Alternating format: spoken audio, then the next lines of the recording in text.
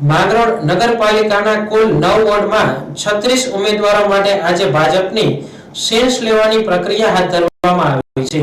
માંગરોળ નગરપાલિકા કોંગ્રેસનો ગઢ મનાય છે, પરંતુ ભાજપ માટે લોઢાના ચણા બરાબર છે। આજે ભાજપ દ્વારા સેન્સ પ્રક્રિયા હાથ ધરવામાં આવી છે।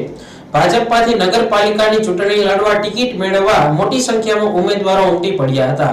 હું વોર્ડ નંબર 2 માં હું ત્યાંની સભ્ય છું અને આજે જે અમારા જે અહીંયા ટિકિટ ઉમેદવાર કે જે અમે ટિકિટ લેવા માટે આવ્યા છીએ એ જ્યોત્સનાબેન છગનભાઈ પરમાર। ઓકે, 15 વર્ષથી એ અમારે ટિકિટ વિના કોઈ હોદ્દા વિનાના કામ કરે છે। કોઈ પણ પ્રશ્ન હોય અમારા જે વોર્ડ નંબર 2 ના તો એ ટિકિટ વિનાના હક વિનાના અત્યાર સુધી છે એ પ્રસ્તાવોને તે અત્યાર સુધી સોલ્યુશન કરતા હતા, બટ હવે હકથી ટિકિટ લઈને અમે એને આગળ કર્યા છે અને અમને આશા છે કે એના કાર્ય છે 15 વર્ષથી દેખાયા બાદ હવે છે એ હકથી અમને ટિકિટ મળશે અને અમે એમાં આગળ ને આગળ સુધારા કરશું। અને 36 ઉમેદવારો લેવા માટે 45 જેટલા લોકોએ માંગણી કરી હતી। માંગરોળ નગરપાલિકામાં ગત ટર્મમાં ભાજપની 14 સીટ હતી અને બંને પક્ષ સાથે મળી કોંગ્રેસના પ્રમુખ અને ભાજપના ઉપપ્રમુખ રહ્યા હતા। સેન્સ લેવા માટે પ્રદેશના આગેવાનોમાં હિંમત પરસાળા, મધુબેન પટેલ, ચંદ્રશેખર દવે, જિલ્લા પંચાયતના પ્રમુખ હરેશ ટુંબર, હિરેન સોલંકી સહિતના આગેવાનો હાજર રહ્યા હતા।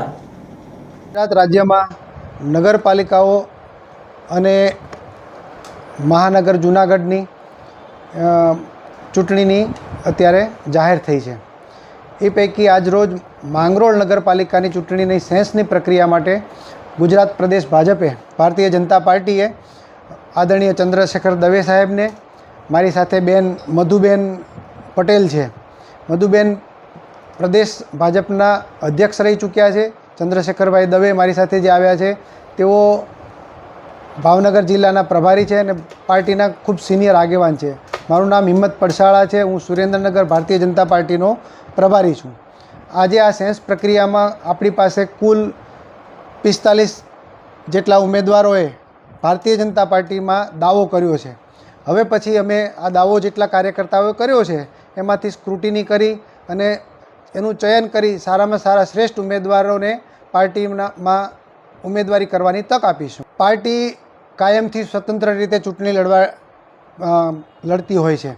આ વખત પણ પાર્ટીએ દરેક વોર્ડમાં સ્વતંત્ર રીતે ચૂંટણી લડશે અને મને વિશ્વાસ છે આદરણીય નરેન્દ્રભાઈ મોદીના નેતૃત્વમાં, અમારા મૃદુ અને મક્કમ મુખ્યમંત્રી આદરણીય ભૂપેન્દ્રભાઈ પટેલના નેતૃત્વમાં, પાર્ટીના પ્રમુખ CR પાટીલ સાહેબના નેતૃત્વમાં પાર્ટી સમગ્ર માંગરોળ તો ઠીક છે પણ જેટલી જગ્યાએ ચૂંટણી અને પેટા ચૂંટણી થઈ રહી છે ત્યાં દરેક જગ્યાએ ભારતીય જનતા પાર્ટી ખૂબ સારી રીતે અને ખૂબ સારી મોટી લીડથી જીતીને આવશે।